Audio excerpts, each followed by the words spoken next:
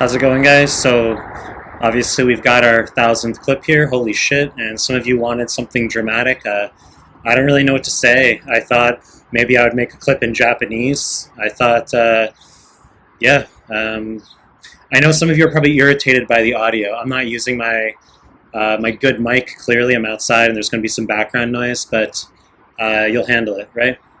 So why don't we just hop into the clip? And obviously, if you've been following my content, I'm appreciative that you've stuck by me. And if you're new, then yeah, why don't you subscribe to my channel and not be an asshole?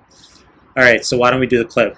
So 43-year-old woman, she's got 3-week history, cough, fatigue, 1 pack cigarettes daily, 23 years, hypertension with hydrochlorothiazide, it's managed, blood pressure 130 on 80, chest x-ray shows several nodules throughout both lung fields. Sodium normal 137 should be 135 to 145, potassium normal 3.8 should be 3.5 to 5, calcium elevated 10.3 should be 8.4 to 10.2. Which of the following is the next best step of management? So choice A, 0.45% sodium chloride, which is 1/2 normal saline. Wrong fucking answer. And I did this on purpose because we have elevated calcium, and the first step in management for elevated calcium would be normal saline, 0.9%. which shows up on 2CK questions. You will never give 1/2 normal saline on USMLE. I've never seen it. If you talk about Qbank nonsense, okay, in the setting of EG, symptomatic hypernatremia, never seen it. Wrong fucking answer. Choice B, and just real quick, of course I could mention that when we talk about the PONS.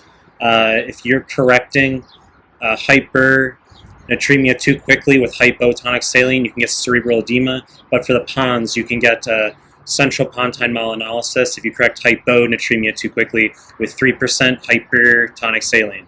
As I already said, wrong fucking answer. Choice B, bisphosphonate therapy, such as pamidronate for hypercalcemia, wrong fucking answer, okay? So pamidronate tends to be the one that shows up on 2CK questions as per my observation. You don't have to stress, is it going to be alendronate, pamidronate, etc. I'm just telling you. Alendronate tends to be the one that's given for osteoporosis after weight-bearing exercise, calcium, vitamin D. It can be given in multiple myeloma, alendronate to preserve bone density. It can be given family medicine questions, patients who are on multiple courses of oral steroids, preserve bone density. Wrong fucking answer. Choice C, fluid restriction, wrong fucking answer. Okay, so extremely high yield answer choice for sodium derangement questions, i.e. SIADH, diabetes insipidus, psychogenic polydipsia.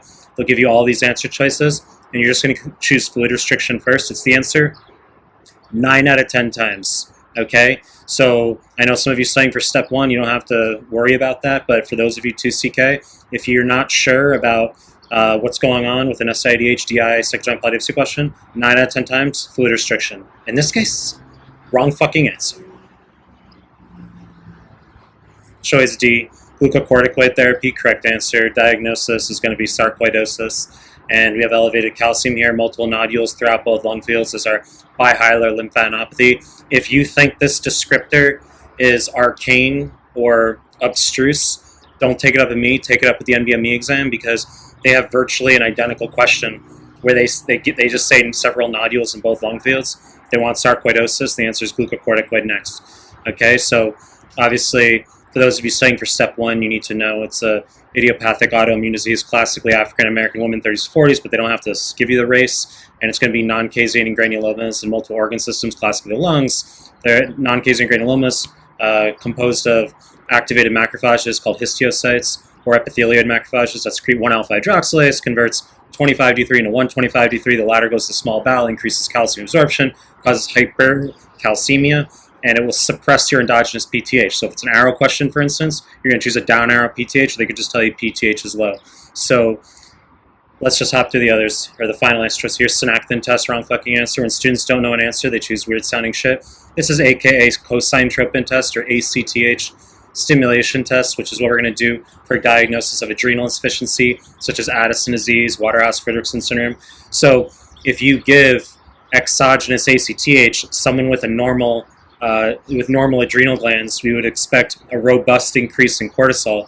Patients who have adrenal insufficiency are going to have a very modest, not absent, but a very modest increase in cortisol. Choice C, wrong fucking answer.